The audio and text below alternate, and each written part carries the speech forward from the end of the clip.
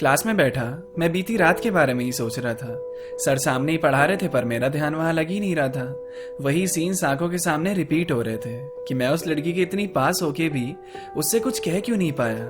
मैं जाके बात कर सकता था उससे, इतने वक्त के बाद जो दिखी थी वो। ये जानते हुए भी मैंने वो मौका कैसे गवाया। मेरे साथ ना शुरू से यही परेशानी है, सही वक्त पे मैं सही फैसले ले ही नहीं पाता। फिर बाद में पछतावा होता है यार, वो उस वक्त कर देना चाहिए था, शायद उसका परिणाम मेरे हक में ही आ जाता। अब देखो, जिस लड़की को पिछले कुछ महीनों से मैं हर जगह हर तरफ बस ढूंढे जा रहा था, इतनी मशक्कत के बाद भी वो मिली नहीं थी। अब कैसे मिलेगी, कहाँ मिलेगी, सिर्फ यही सोचे जा रहा था। फिर किस्मत से अचानक से वो कल कॉलेज में डीजे नाइट वाली रात में दिखी मुझे बात करनी चाहिए थी पर शायद हिम्मत नहीं जुटा पाया बात करने की उससे। मेरे दोस्त भी सही कहते हैं, मैं फट्टू ही हूँ, छोटे से छोटा स्टेप लेने में भी घबरा जाता हूँ। तभी तो स्टार्टिंग में पापा से भी नहीं कह पाया कि इंजीनियरिंग मुझसे नहीं होती है, मैं कुछ और करना चाहता हूँ। इस घबराहट की वजह से ना, इस फट्टूपने की वजह से मैंने कितनी चीजें खोई हैं ये बस मुझे ही पता है। जहां बात करने से ही चीजें सॉर्ट हो सकती थी ना, वहां मैंने चुप रह के शायद सब बिगाड़ दिया है। बुरा सा फील हो रहा था मुझे। क्लास में बैठे दिमाग में यही बातें चल रही थी। मुझे हमेशा बाद में ही क्यों लगता है कि यार तब कोशिश करनी चाहिए थी। सर बोर्ड पे कुछ कुछ लिखे जा रहे थे, फिर बाद में उसी को पढ़े जा रहे थे और थोड़ी देर बाद अटेंडेंस रजिस्टर उठाई, फिर एक के बाद एक नाम लिए जा रहे थे। सबसे पहले मेरा ही नाम था पर मेरा ध्यान कहाँ था। तीसरी बार जब सर ने चिल्ला के पुकारा तब पता चला अच्छा मुझे पुकारा था। 12:30 बज चुके थे तो रिसेस टाइम भी शुरू हुआ। अपने 4-5 दोस्तों के साथ मैं भी कैंटीन के लिए निकल गया। हमने कुछ खाना लिया और सोचा आज ग्राउंड में चल के खाते हैं। एक सर्कल सा बना के बैठ गए सारे।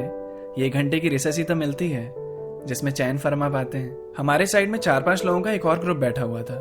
उसमें एक लड़का था जो बहुत से गानों की अपने गिटार पे धुन बजाया जा रहा था।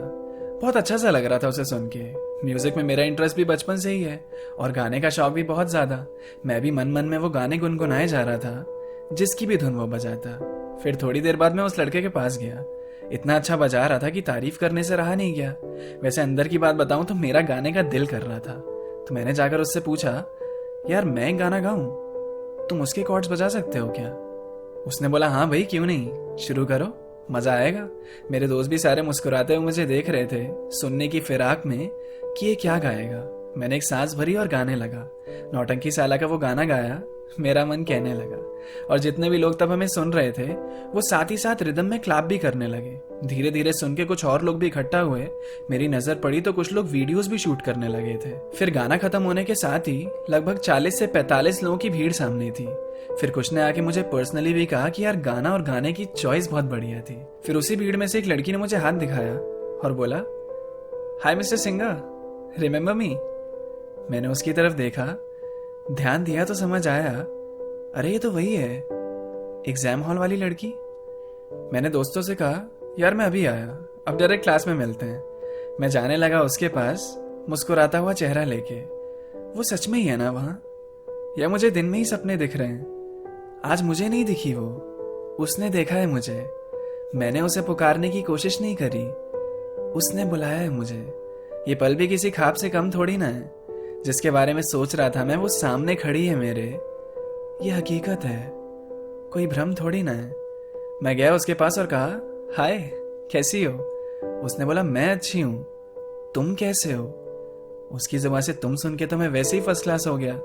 जो होता है अच्छे के लिए होता है, इस पे भी विश्वास हो गया। उसने हंसते हुए पूछा, और उस दिन के बाद से तुम कभी दिखे ही नहीं? उस एग्जाम में पास तो हो गए थे ना? मैंने कहा, तुम्हारी हेल्प से पास तो हो गया था पर तुम्हारा नंबर खो गया था मुझसे, इसलिए तब कॉल नहीं कर पाया था।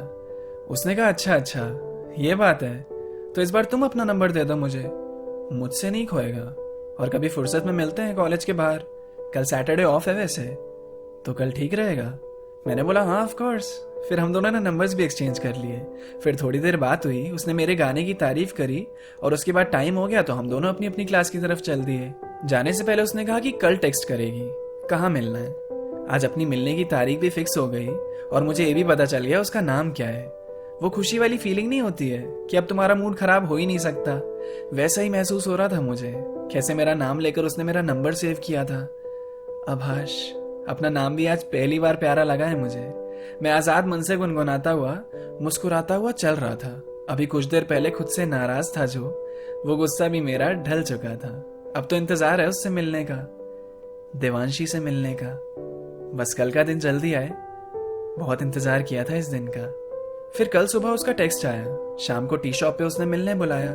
मैं एक्साइटेड था उसे और ज्यादा जानने के लिए। शाम हुई, मैं तैयार हुआ और निकल गया उससे मिलने के लिए। मुझसे पहले ही वहां पहुंच चुकी थी वो। हम बैठे उधर, फिर कॉफी मंगवाई दो। बात भी शुरू पहले उसी ने की, फिर ढंग से हमारा हुआ इंट्रो। वो नॉन स्टॉप अपने किस्से सुनाती गई, अपने दोस्तों और फैमिली के बारे में बताती गई। बचपन में जब साइकिल चलाते गिर गई थी वो, कैसे वो चोट का निशान आज भी उसके घुटने पे वैसा ही है। अपनी मम्मी से ज्यादा वो अपनी दादी की लाडली है, और पापा से उसका रिश्ता कुछ खास नहीं, बस ऐसा ही है। खाली टाइम वो नेटफ्लिक्स पे गुजारना पसंद करती है। आज भी कुछ देखने को मिलता नहीं तो ब्रेकिंग बैड ही बार बार देख लेती है। उसे शॉपिंग करने की एक आदत सी है, जो कि बाकी लड़कियों से अलग नहीं। पढ़ाई में उसका दिल नहीं लगता, उसे बताती है एक फॉर्मेलिटी। ड्राइंग काफी अच्छी करती है वो, और उसके लिए उसका एक इंस्टा पेज है। उसने अपनी एक बकेट लिस्ट भी तैयार कर रखी है, और उसकी ख्वाहिशें भी अनेक है, जिसमें सबसे बड़ा सपना उसका यूएस घूमने का है। उसने बताया उसे अपना स्कूल ही ज्यादा पसंद था, कॉलेज में वो मजा कहाँ है। बचपन में साइकिल से गिरने के बाद उसने साइकिल कभी चलाई ही नहीं। उसे बैलेंस करना बहुत कठिन सा लगता है। अपने डर को वो आज तक हरा पाई ही नहीं, इसीलिए वो स्कूटी सीखना चाहती है। अपने बैलेंसिंग के डर से जीतना चाहती है। मैं कहानी सा उसकी बातों को सुने जा रहा था। वो कभी कभी ऐसी बेतुकी बातें करती थी, वो सुन के मुझे और मजा आ रहा था। फिर मैंने भी उसे कुछ अपने बारे में बताया कि मुझे गाना और लिखना कितना पसंद है, पर अपना लिखा हुआ मैं अभी तक किसी को सुना नहीं पाया। आज पहली बार मैं किसी लड़की के साथ अकेले में बैठ के कॉफी पी रहा हूँ। मुझे एक बार भी अपना फोन निकालने की जरूरत नहीं पड़ी। मैं इस मोमेंट को मोमेंट की तरह जी रहा हूँ। हम बातों में इतने मशगूल हो गए कि वक्त का पता ही नहीं चला। कब 2 घंटे भी बीत गए हमें एहसास ही नहीं हुआ। फिर टाइम देखा तो लेट हो गया था। उसने कहा अब निकलना चाहिए। बाय बोल के अब वो चली गई और कहा उसने हमें मिलते रहना चाहिए। मैंने भी बोला nice to meet you Devanshi, मिलते हैं फिर कभी, हो सके तो कल ही। मैं भी जेब में हाथ डाल के फिर निकल गया वहां से। आज का दिन कभी भूल नहीं पाऊंगा मैं। मेरी पहली डेट भी कमाल थी वैसे। चलो उससे मिल तो लिया आखिरकार।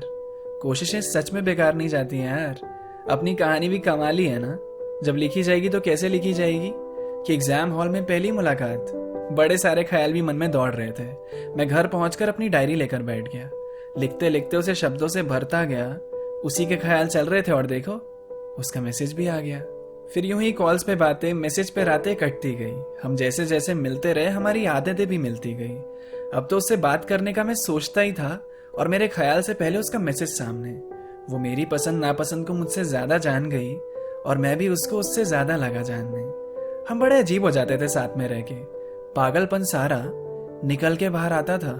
हम ऐसे जीने लगे जैसे आखिरी दिन हो आज, और कल का दिन तो मानो आने ही नहीं वाला था। और इन्हीं मस्ती आपे में हमने 1 साल निकाल दिए। ये साल भी ऐसे गुजरा कि दिन इसके जैसे पल में ही गुजार दिए। क्या कुछ नहीं किया यार इन दिनों में। साथ में कितनी मूवीज देख ली उसकी भी गिनती नहीं। पानी पूरी का कंपटीशन, दोस्तों से अपने प्रैंक्स किए, और पहली बार मैंने रम टेस्ट करी जो कि बहुत ही गंदी थी। देवांशी को स्कूटी भी सिखाई मैंने। वो सीख तो गई है, पर अभी भी ट्रैफिक में नहीं संभाल पाती। और उसकी डरी हुई शक्ल भी तब देखने लायक होती है जब कस के मेरा हाथ पकड़ के वो बीच सड़क पे शोर मचाती। बेगानी शादियों में हमारा खाना खाने जाना मानो एक रूटीन सा बन गया था। दिल तो धड़कता था कि यार कोई पहचान न ले, पर वो डर भी अपना एक अलग ही मजा बन गया था। हम एक दूसरे के अब इतने क्लोज आ चुके थे कि अब तुमसे तू कह के पुकारने लगे थे। जो कहानियां, कविताएं मैंने आज तक किसी को नहीं सुनाई थी, वो मैं उसे बेझिझक सुना देता था।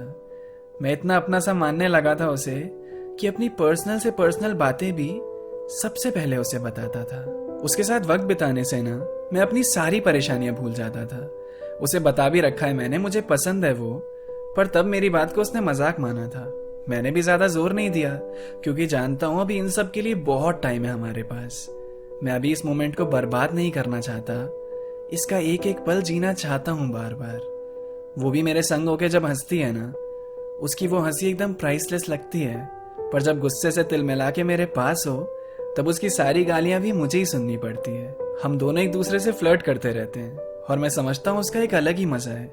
कभी कभी तो हस्बैंड वाइफ वाली एक्टिंग भी करने लगते हैं, और अगर एक भी दिन हमारी बात ना हो ना, तो लगता है जैसे अपना ब्रेकअप ही हो गया है। और आजकल ना वो कुछ ज्यादा ही खुश रहने लगी है। बातों के बीच में ही अचानक मन ही मन मुस्कुराने लगी है। मैंने पूछा भी इस मुस्कान के पीछे का राज क्या है। उसने बस इतना ही कहा कि उसका एक ड्रीम पूरा होने वाला है और जब फाइनल हो जाएगा तो सबसे पहले मुझे बताएगी, क्योंकि उसके दोस्तों में सबसे खास उसका मैं हूं। यार ये लड़की मुझे अपना और कितना दीवाना बनाएगी। किसी की पहली प्रायोरिटी होना कितना अच्छा लगता है ना, कि उसके ध्यान में सबसे पहले तुम्हारा ख्याल आता है। हम मिलते मिलते एक दूसरे के कितने करीब हो गए ना, कि हैं तो कपल जैसे ही, बस वो इजहार करना बाकी रहता है। और ऐसे ही धीरे धीरे साथ में 1 महीना और निकल गया। अब हम जब मिले तो बहुत एक्साइटेड सी होके वो आई। तुझे कुछ बताना है, उसने मुझसे कहा। वो कहने लगी, कुछ दिन पहले तुझे बताया था ना कि मेरा एक ड्रीम पूरा होने वाला है। तो यार मेरी शादी फिक्स हो गई है और लड़का अमेरिका का रहने वाला है। मेरी ड्रीम डेस्टिनेशन। कितना सही है ना। तू चुप क्यों खड़ा है, कुछ बोल तो सही। मेरे लिए खुश तो है ना। मैं उसकी बातों को अभी भी समझने की कोशिश कर रहा था। उसकी तरफ देख तो रहा था पर सोच कुछ और ही रहा था। मैंने बोला, तू पागल तो नहीं हो गई है? शादी? अभी एज ही कितनी है यार, और अमेरिका जाने के लिए शादी कर लेगी क्या? अभी तो असली जिंदगी शुरू हुई है यार। उसने कहा 22 साल की हो जाऊंगी मैं नेक्स्ट मंथ, और हमारे यहाँ वैसे भी जल्दी शादी हो जाती है। मैं बहुत खुश हूं यार, प्लीज ऐसी बातें मत कर। चलना चल के कुछ खाते हैं, आज मेरी तरफ से पार्टी है। मैंने कहा फिर हमारा क्या, अपनी दोस्ती की लाइफ यहीं तक थी क्या? उसने बोला, यार तू ऐसे क्यों बोल रहा है? तुझे मुझसे प्यार व्यार तो नहीं हो गया ना? और शादी कल नहीं है मेरी, 6 महीने के बाद ही होगी। और तू ऐसा उदास क्यों दिख रहा है? मुझे लगा था मेरी खुशी से तुझे खुशी होगी। मैंने बोला, मुझे क्यों प्यार होने लगा तुझसे, लेकिन मिलते मिलते इन 6 महीनों के दौरान हो गया तो? और अगर मैं ये कहूं कि हाँ मुझे शुरुआत से ही पसंद है तू, तो तब तेरा क्या जवाब होगा? क्या कहेगी मुझको? वो मेरे पास आई, मेरा हाथ पकड़ा और अपनी इंटेंस सी आवाज में उसने मुझसे बोला कि ऐसा हुआ तो मैं पता है क्या जवाब दूंगी? हा हा हा हा। अच्छा मजाक था। अपनी शक्ल तो देख, कैसा सीरियस सा हो रखा है। ये एक्सप्रेशन तुझ पे सूट नहीं करता। तू जोकर जैसा ही बढ़िया है। चल अब कॉन्ग्रेट्स तो बोल दे, वो भी मुझे याद दिलाना पड़ेगा क्या? मैंने हंसते हुए कहा, कॉन्ग्रेट्स देवांशी शर्मा, यूएस घूमने का मौका मिल गया। मैं हंसते हुए चेहरे के पीछे शोक मना रहा था। जो सोच के बैठा था हमारा रिश्ता तो लंबा चलेगा, वो खत्म होने जा रहा था। शादी? विश्वास करना मुश्किल था इस बात पे। जैसा सोचता हूं हमेशा उससे उल्टा क्यों हो जाता है। इत्तेफाक से अपनी मुलाकात हुई, फिर दोस्ती, फिर प्यार एक तरफा, फिर अंत में आके हर कोई बिछड़ ही क्यों जाता है। चलो जो भी है, तुम्हारे संग जितने भी पल गुजारे उन्हें संभाल के रखूंगा मैं। तुम खुश हो अपने फैसले से तो तुम्हारी खुशी में हमेशा खुश रहूंगा मैं।